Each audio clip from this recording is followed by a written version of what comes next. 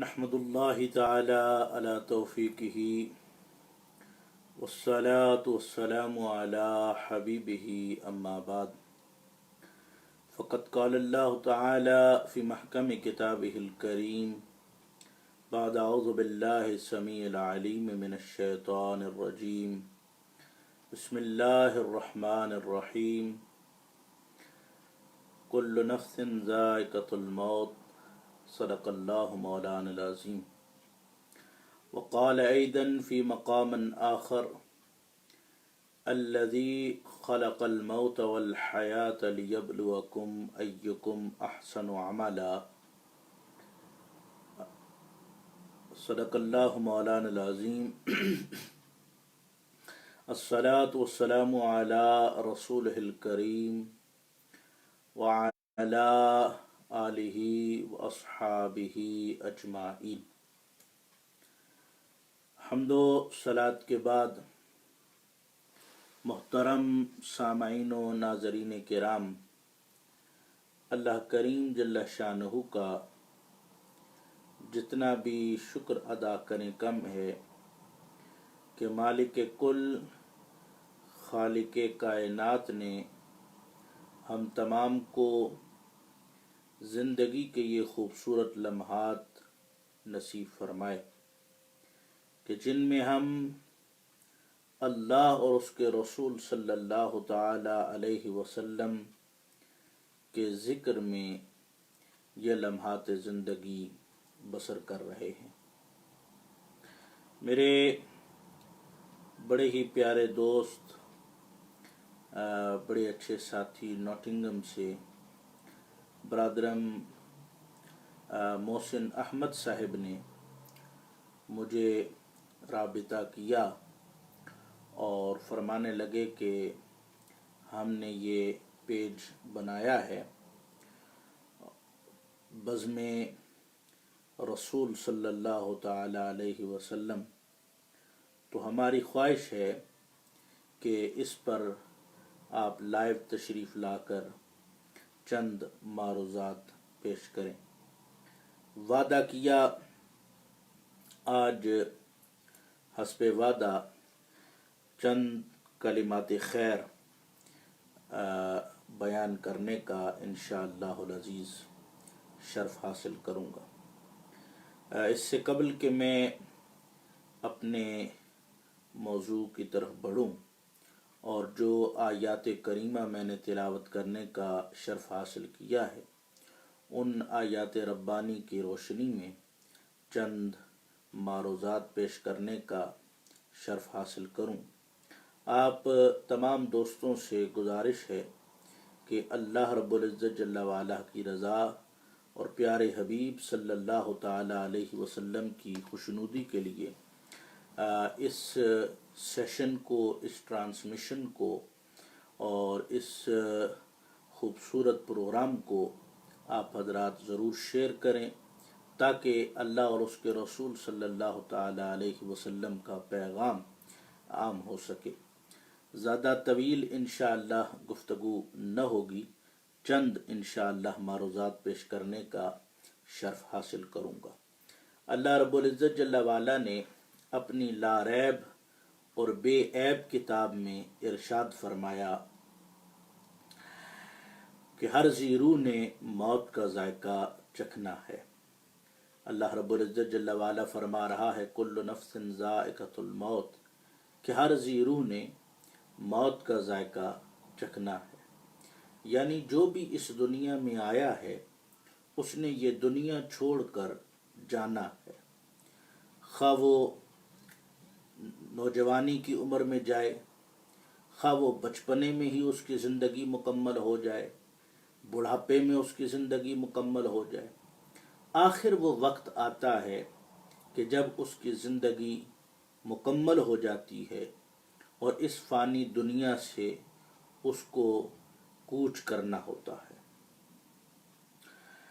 تو اس لیے رب کائنات جل وعلا ہمیں ایک مقام پہ نہیں، قرآن مجید فرقان حمید کے مختلف مقامات پر ہمیں بارہا دفعہ مختلف انداز میں یاد کرا رہا ہے کہ اے بندہ خدا، تو اس دنیا میں آیا ہے تو تو نے یہ دنیا چھوڑ کر جانا بھی ہے،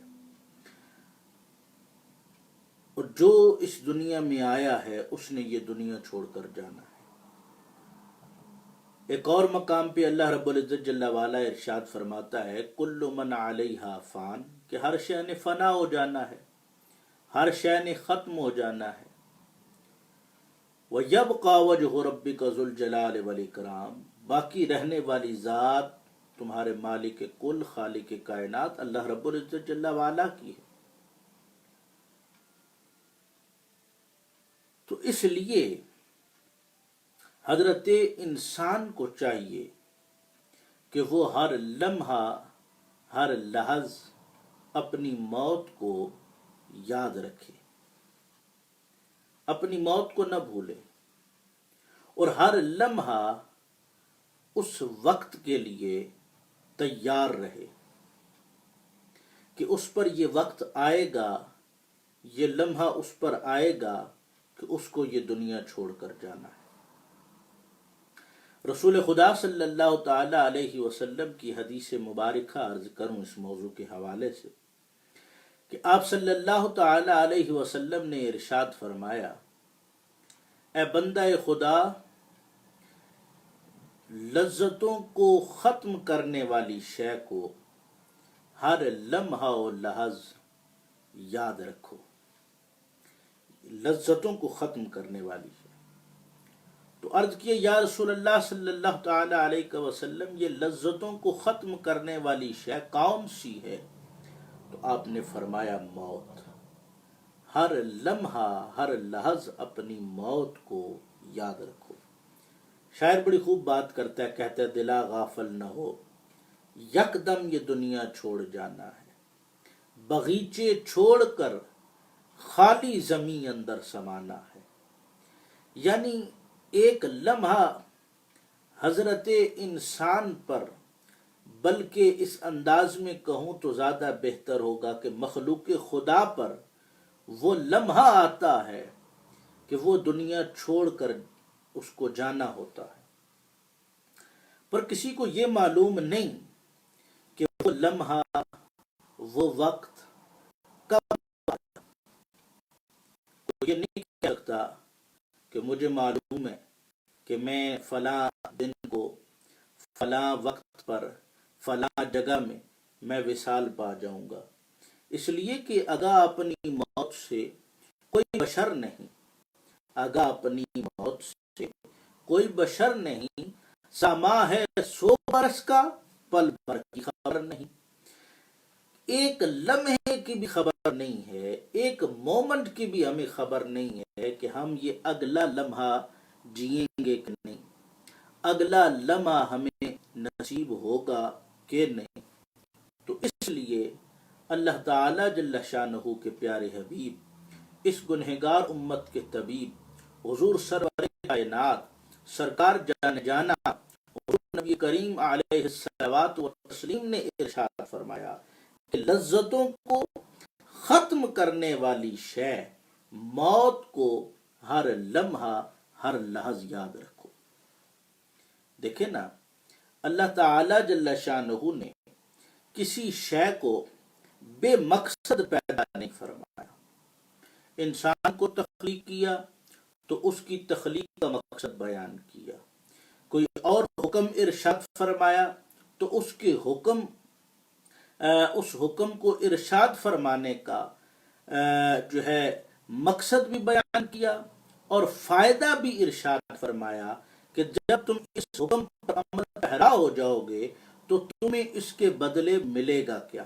اب یہ ایک فی نفس ہی الگ موضوع ہے، انشاءاللہ اس بزم رسول کے پیج پر مختلف موضوعات پر گفتگو کرنے کی انشاءاللہ جسارت و کوشش کریں گے۔ موت کے حوالے سے میں عرض کر رہا تھا تو اللہ رب العزت جل وعلا موت کو تخلیق کرنے کا مقصد بیان کرتا ہے تو فرماتا ہے کہ الذی خلق الموت والحیات لیبلوکم ایکم احسن عملا۔ مالک کل خالق کائنات ارشاد فرما رہا ہے کہ یہ جو زندگی ہے، یہ جو موت ہے، اس کو تخلیق کرنے والا میں رب ذوالجلال ہوں۔ یعنی پہلے تو یہ بیان فرما دیا کہ موت اور زندگی کو تخلیق کرنے والی ذات مالک کل خالق کائنات کی ہے، اور پھر مقصد بیان کیا تو کیا فرمایا؟ فرمایا لیبلوکم ایکم احسن عملا، تاکہ میں ذرا جان تو سکوں، دیکھ تو سکوں، پہچان تو سکوں کہ لیبلوکم ایکم احسن عملا، کہ تم میں سے کون ہے جو بہتر عمل کرتا ہے۔ اور اس لیبلوکم ایکم احسن عملا کو میں اس انداز میں بھی بیان کرتا ہوں کہ اللہ تعالی جل شانہ فرماتا ہے کہ میں یہ دیکھ سکوں کہ تم میں سے کون ہے جو میری بندگی اور رسول اللہ صلی اللہ تعالی علیہ وسلم کی غلامی میں آ جاتا ہے۔ تم میں سے کون ہے جو میری اطاعت میں، میری بندگی میں اپنی زندگی بسر کرتا ہے؟ تو فرمایا کہ رسول اللہ صلی اللہ تعالی علیہ وسلم نے ارشاد فرمایا، یہ دنیا کی لذتوں کو ختم کرنے والی شے، موت کو ہر لمحہ یاد رکھو، اس لیے کہ کوئی معلوم نہیں، کوئی پتہ نہیں کہ تم پر کب موت طاری ہو جائے۔ ایک جوان ہے، ہٹا کٹا ہے، اور کوئی بیماری نہیں ہے، کوئی مسئلہ نہیں ہے اس کو، اچانک سے وہ فوت ہو جاتا ہے، وصال و انتقال پا جاتا ہے، تو اس کی زندگی اتنی ہی تھی کہ جو اس نے بسر کر لی، جو اس نے گزار لی، اب وہ فوت ہو گیا۔ اب بندہ یہ نہ انتظار کرے کہ میں بیمار ہوں گا، پھر بیماری کی حالت میں میں وصال پاؤں گا، نہ، یہ کوئی معلوم نہیں ہے کہ کس انداز میں، کس جگہ پر بندہ فوت ہو جائے گا، وصال پا جائے گا، اس پر موت طاری ہو جائے گی، اس پر موت طاری ہو جائے گی۔ تو اس لیے رسول خدا صلی اللہ علیہ وسلم نے اپنے غلاموں کو نصیحت فرماتے ہوئے ارشاد فرمایا تو کیا فرمایا؟ کہ موت کو ہر لمحہ یاد رکھو، موت کو ہر لمحہ یاد رکھو، اور یاد بھی اس انداز میں رکھو کہ ہر لمحہ موت کے لیے تیار رہو، ہر لمحہ اپنی اگلی زندگی کے لیے تیار رہو، اس لیے کہ یہ جو دنیا ہے یہ فانی دنیا ہے، یہ فنا ہو جائے گی، ختم ہو جائے گی، ہر شے فنا ہو جانا ہے، ختم ہو جانا ہے۔ تو فرمایا کہ اس اگلی زندگی کے لیے تیار ہو جاؤ، اس قبر کے لیے تیار ہو جاؤ کہ جس میں تمہیں لٹا دیا جائے گا، جس میں تمہیں ڈال کر اوپر سے مٹی ڈال دی جائے گی۔ آج بندہ غرور کرتا ہے، میرے پاس بڑے بنگلے ہیں، میرے پاس پیسہ ہے، میرے پاس ہر شے ہے۔ تو رسول خدا صلی اللہ تعالی علیہ وسلم نے ارشاد فرمایا کہ جب بندہ فوت ہو جاتا ہے نا، تو اس کے جنازے کے ساتھ تین چیزیں جاتی ہیں۔ توجہ طلب بات ہے حضرات، سامعین و ناظرین کرام، کہ تین چیزیں جو ہیں وہ جناب من انسان کے جنازے کے ساتھ جاتی ہیں۔ فرمایا دو واپس آ جاتی ہیں، ایک اس کے ساتھ رہتی ہے۔ یا رسول اللہ وہ دو کون سی ہیں جو واپس آ جاتی ہیں؟ فرمایا مال اور اولاد۔ مال تمہارا کمایا ہوا جو تمہارے بچوں کی جیبوں میں موجود ہے، یا تمہارا کمایا ہوا جو تمہارے بچوں نے زیب تن کیا ہوا ہے، پہنا ہوا ہے، تمہارا کمایا ہوا جو تمہارے بچے گاڑی کی صورت میں چلا رہے ہیں، تمہارا مال واپس آ جائے گا، مال واپس آ جائے گا۔ مال، توجہ طلب بات ہے کہ مال واپس آ جائے گا۔ فرمایا اولاد کتنی دیر تمہاری قبر پر ٹھہرے گی؟ اولاد بھی واپس آ جائے گی، 4 گھنٹے 5 گھنٹے وہاں قبر پر ٹھہرے گی، پھر واپس آ جائے گی، خواہ بعد میں ہفتے بعد، مہینے بعد، سال میں ایک دفعہ پھر تمہاری قبر پر وہ آ جائیں گے۔ پر فرمایا دو چیزیں ایسی ہیں کہ جو واپس آ جائیں گی، ایک تمہارے ساتھ رہے گی۔ یا رسول اللہ وہ کون سی؟ فرمایا تمہارے اعمال، تمہارے اعمال جو تم نے دنیا میں کیا ہے، جو تمہارے اعمال و افعال رہے ہیں، وہ تمہارے ساتھ جائیں گے۔ جو تم نے نیکیاں کی ہیں وہ تمہارے ساتھ جائیں گی، جو تم نے گناہ کیے ہیں وہ تمہارے ساتھ دفنا دیے جائیں گے، تمہارے ساتھ ہوں گے، اور پھر اسی پر فیصلے بھی ہوں گے، اسی کے حساب سے پھر قبر کے اندر جناب من ظلمت ہوگا یا نور، اندھیرا ہوگا یا روشنی۔ تو فرمایا اللہ کا قرآن کہہ رہا ہے، رسول اللہ صلی اللہ علیہ وسلم کی اس حدیث پاک کو سمجھتے ہوئے آؤ اب قرآن کی طرف، کہ رسول اللہ نے فرمایا تمہارے ساتھ تمہارے اعمال جائیں گے۔ تمہارے ساتھ کیا جائے گا جناب؟ تمہارے اعمال جائیں گے، جو تم نے نیکی کی ہے، جو تم نے بدی کی ہے، جو تم نے گناہ کیے ہیں، جو تم نے اچھائیاں کی ہیں، وہ تمہارے ساتھ جائیں گی۔ تو اللہ کہہ رہا ہے الذی خلق الموت والحیات لیبلوکم ایکم احسن عملا، تاکہ میں ذرا دیکھ تو سکوں کہ تم میں سے اچھا عمل، احسن عمل، بہتر عمل کون کرتا ہے۔ یعنی مالک کل خالق کائنات نے جو ہمیں یہ زندگی عطا فرمائی ہے، توجہ حضرات سامعین و ناظرین کرام، کہ مالک کل خالق کائنات نے یہ جو ہمیں زندگی عطا فرمائی ہے، اس کو عطا فرمانے کا مقصد کیا ہے، ریزن کیا ہے؟ اللہ تعالیٰ جل جلالہ فرما رہے وما خلقت الجن والانس الا لیعبدون، کہ میں نے حضرت انسان کو، جنات کو پیدا کیا اپنی عبادت کے لیے، اپنی بندگی کے لیے،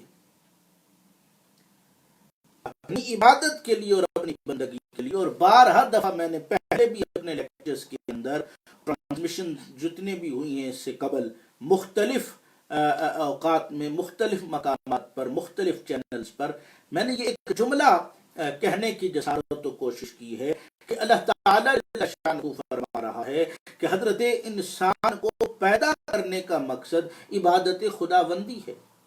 اب سوال یہ اٹھتا ہے کہ عبادت کیا ہے؟ عبادت کیا صرف قیام، رکوع، سجود کا نام ہے؟ تو فرمایا نہیں، صرف عبادت قیام، رکوع، سجود کا نام نہیں، بلکہ عبادت جو ہے جناب من، حلال کمانا بھی عبادت ہے، حرام سے بچنا بھی عبادت ہے۔ قرآن کے ساتھ تعلق، اطاعت خداوندی، بندگی خدا، غلامی مصطفیٰ، یہ شمار عبادت ہے۔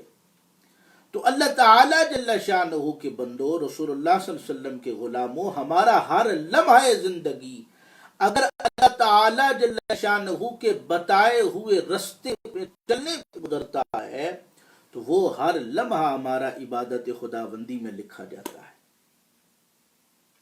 اللہ اکبر کبیر۔ ذرا آپ اندازہ لگائیں نا، ذرا آپ ایک لمحہ سوچیں نا کہ ایک بندہ نماز عشاء ادا کر کے سو جاتا ہے اس نیت کے ساتھ، ارادے کے ساتھ کہ میں صبح نماز فجر ادا کرنے کے لیے بیدار ہوں گا، اٹھوں گا، رب کے حضور قیام و رکوع و سجود کروں گا، تو مالک کل خالق کائنات مہربانی اس انداز میں فرما دیتا ہے کہ بندہ سویا ہوا ہے پر وہ ساری رات عبادت میں لکھ دیتا ہے، اس لیے کہ اس کی نیت صاف ہے۔ تو اللہ تعالیٰ جل شانہ فرما رہا ہے کیونکہ موت تم پر طاری ہونی ہے، موت تم میں آنی ہے، تم نے مرنا ہے، تم نے یہ دنیا چھوڑ کر جانا ہے، اس لیے اس لمحے کو غنیمت جانو، ان لمحات زندگی کو غنیمت جانو، اور رب کائنات جل والا سے منوانے کم اور ماننا زیادہ مشغول و مصروف ہو جاؤ، یعنی اپنی باتیں کم منواؤ، رب کی ہر بات ماننے میں کوشاں ہو جاؤ، اس لیے کہ ہر ذی روح نے موت کا ذائقہ چکھنا ہے، اور موت ہم پر طاری ہونی ہے، اور موت ہمیں آنی ہے، یہ نہیں کہ ہمیں موت نہیں آئے گی۔ وہ آپ کی تباہ آزمائی کے لیے عرض کروں اور آپ کی توجہ حاصل کرنے کے لیے، ایک شخص کو کسی نے کہا بھائی یہ تم کتوں کو اپنے گھر میں جو ہے نا وہ گھومنے پھرنے دیتے ہو اور اپنے کمروں میں اور اپنے گھر کے اندر ان کو گھماتے پھراتے رہتے ہو، تو ایسے نہ کیا کرو، فرشتے نہیں آتے۔ تو اس نے ساتھ اپنے کمرے میں سلانا شروع کر دیا، بھئی موت کے فرشتے نہیں آئیں گے۔ یہ تباہ آزمائی کے لیے میں صرف آپ کی توجہ حاصل کرنے کے لیے بات عرض کر رہا ہوں کہ موت برحق ہے، موت برحق ہے، موت آنی ہے، ہر بندے نے یہ دنیا چھوڑ کر جانا ہے، بس اب صرف اتنا ہے کہ ایک بندہ سوچ لے کہ میں اپنے لمحات زندگی کس انداز میں گزار رہا ہوں، اس لیے کہ یہ جو ہم زندگی کے لمحات ابھی گزار رہے ہیں نا جناب، یہی ہمارے آگے جناب ہمارے لیے مفید ثابت ہوں گے، یا یہی لمحات زندگی ہمارے لیے نقصان۔ اگر ہم نے اللہ تعالی جل شانہ کی عبادت میں، اطاعت میں، بندگی میں، اس کی بات ماننے میں اگر ہم نے زندگی نہ گزاری تو موت تو ہے، وہ تو برحق ہے، وہ تو آئے گی آئے گی، پر جب ہم قبر میں جائیں گے تو پھر ہمیں وہ نور حاصل نہیں ہوگا، وہ روشنی نصیب نہیں ہوگی، پھر گپ پھنیرا ہوگا، پھر اندھیرا ہی اندھیرا ہوگا، پھر ایسا اندھیرا ہی اندھیرا ہوگا کہ سویرا نہ ہوگا۔ اللہ اکبر کبیرہ۔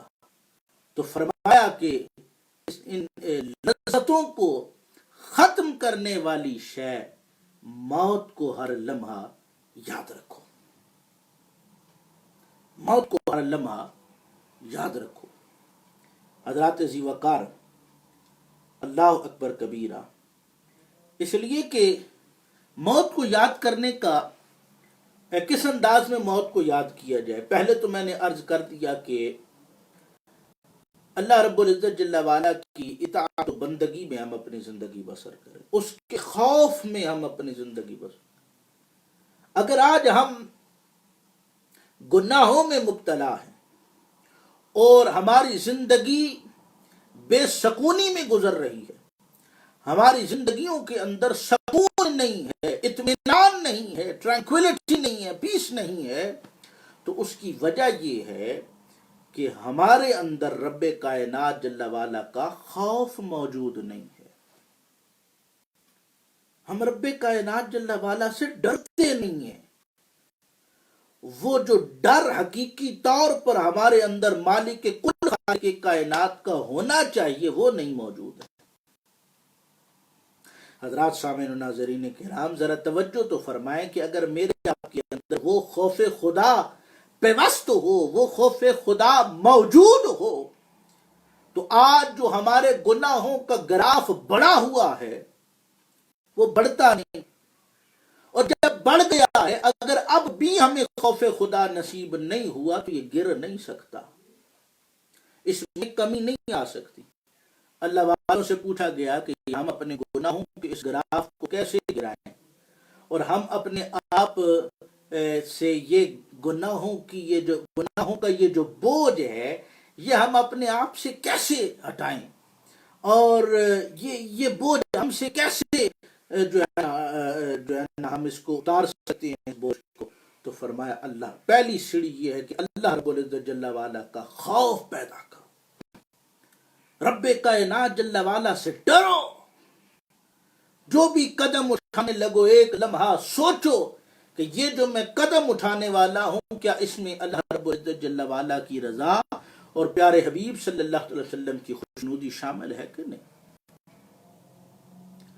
ہم تو رب کائنات جل وعلا کو صرف اپنی مصیبتوں میں یاد کرتے ہیں، کوئی مصیبت آ گئی، کوئی بزنس میں لاسٹ آ گیا، کوئی اور مسئلہ ہو گیا، تبھی ہمیں رب کی یاد آتی ہے۔ نہ، اللہ کا قرآن، صاحب قرآن کا فرمان، اور پھر یہ جو اللہ تعالی جل شانہ کے بندے ہیں جنہوں نے رب کا قرآن اور صاحب قرآن کا فرمان سمجھا ہے، وہ ہمیں یہ بتا رہے ہیں، یہ سمجھا رہے ہیں کہ اللہ تعالی جل شانہ سے ہر لمحہ ڈرو، ہر لمحہ میں رب کائنات جل وعلا سے ڈرنا۔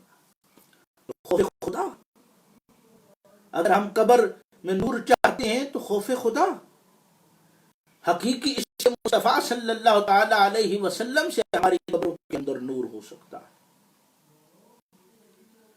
اگر ہمارے اندر وہ حقیقی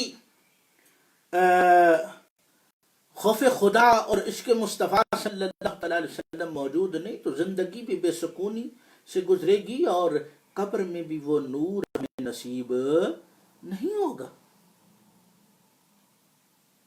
قبر میں بھی ہم وہ نور حاصل نہیں کر پائیں گے.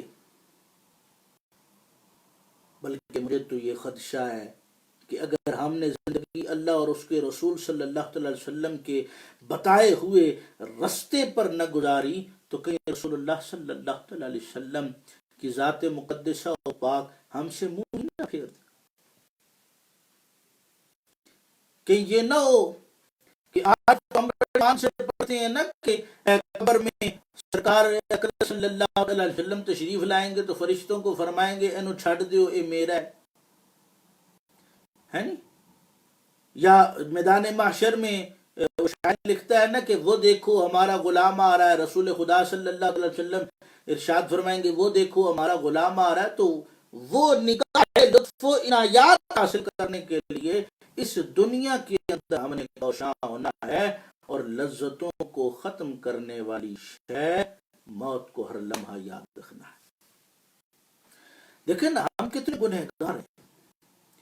ہر لمحہ و لحظ ہر وقت جانے جانے میں ہم سے گناہ ہو جاتے ہیں.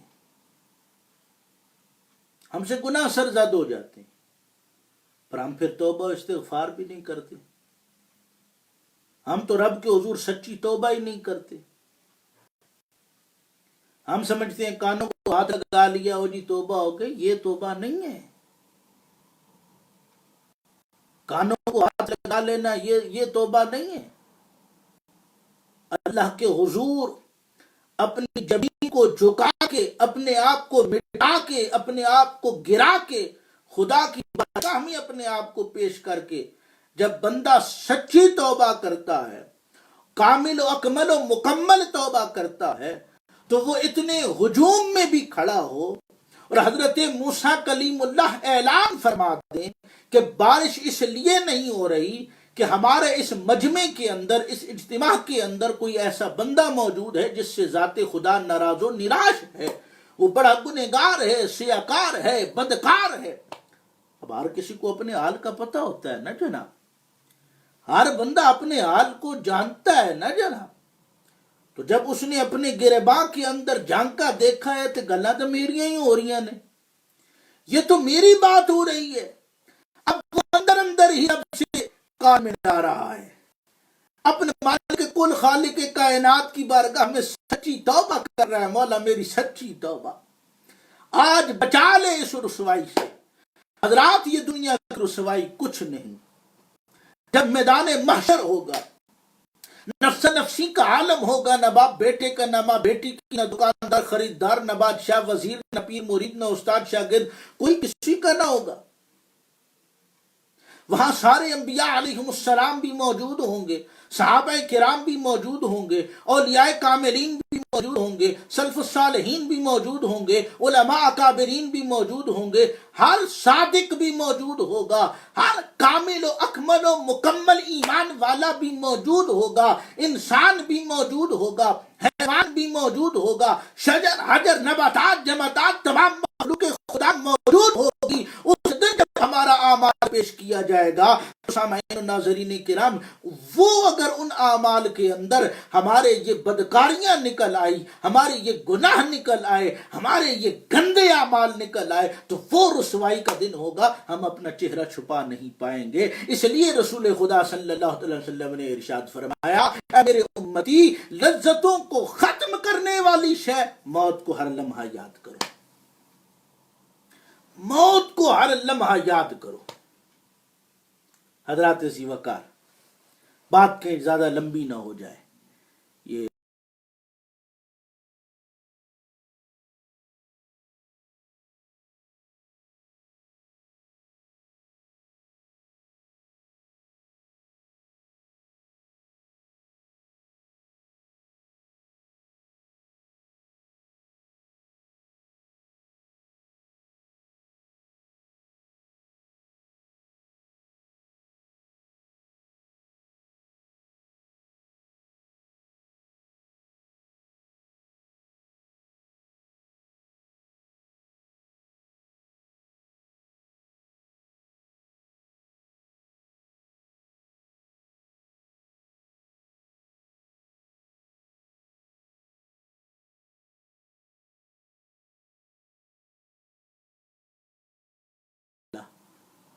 اپنی بات کو سمیٹنے کی انشاءاللہ کوشش کرتا ہوں ایک اور حدیث پاک کہ حضرت انس بن مالک رضی اللہ تعالیٰ نے روایت فرماتے ہیں کہ رسول خدا صلی اللہ علیہ وسلم ایک جوان کے پاس تشریف لے گئے، تو جو قریب المرگ تھا، تو حضور نبی کریم صلی اللہ تعالیٰ علیہ وسلم نے ارشاد فرمایا جوان تو اپنے آپ کو کس حال میں پاتا ہے؟ تو عرض کرنے لگا یا رسول اللہ صلی اللہ تعالیٰ علیہ وسلم فدا کا ابانا و امنا، ہمارے ماں باپ آپ پر قربان، کہ یا رسول اللہ میں خدا تعالیٰ کی رحمت کا امیدوار ہوں اور اپنے گناہوں سے ڈرتا ہوں، اللہ رب العزت جل وعلا کی رحمت کا طلبگار ہوں اور اپنے گناہوں سے بڑا ڈرتا ہوں کہ میری زندگی گناہوں میں گزر گئی ہے۔ اللہ اکبر کبیرہ۔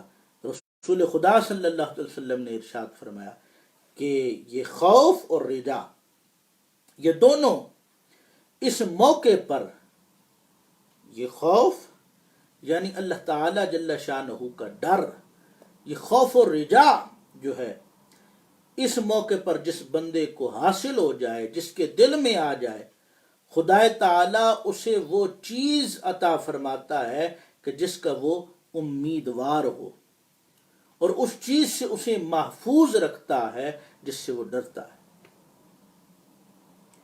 یعنی جسے خوف و رجا نصیب ہو جائے تو اللہ تعالیٰ جل شانہ اسے رسوا نہیں ہونے دیتا۔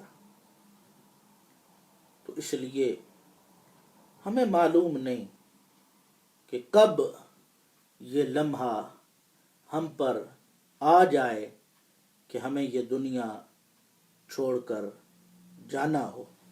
تو اللہ تعالیٰ جل شانہ ہمارے حال پہ رحم فرمائے، ہمیں ہر لمحہ و لحظ موت کو یاد رکھنے کی توفیق عطا فرمائے، زندگی ایسے گزاریں کہ آپ کو لوگ یاد کریں تو اچھے لفظوں میں۔ آج پچھلے کئی دنوں سے آپ دیکھ رہے ہیں کہ کئی علماء ذی وقار اور بزرگوں کا وصال و انتقال ہوا ہے، جن میں حضرت خواجہ ابو الخیر پیر محمد عبداللہ جان صاحب رحمۃ اللہ تعالی علیہ، حضرت علامہ غلام محمد سیالوی رحمۃ اللہ تعالی علیہ، آج شیخ الحدیث مصنف کتب کثیرہ اور مترجم کتب کثیرہ حضرت علامہ مفتی عبد الرزاق رحمۃ اللہ تعالی علیہ کا وصال ہوا۔ اسی طرح اور بہت سارے علماء کا وصال ہوا، بہت سارے نیک لوگوں کا وصال و انتقال ہوا اور وہ دنیا چھوڑ کر تشریف لے گئے۔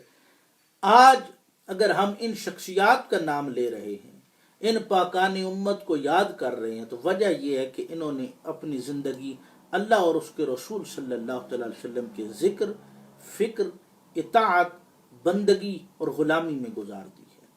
تو ہمیں یہ چاہیے کہ ہم ایسے لوگوں کو رول ماڈل جان کر اپنی زندگی خوبصورت انداز میں بسر کریں، تاکہ جب ہم پر موت آئے تو کہنے والے کہیں عاشق کا جنازہ ہے، ذرا دھوم سے نکلے، سرکار کی گلیوں سے ذرا گھوم کے نکلے۔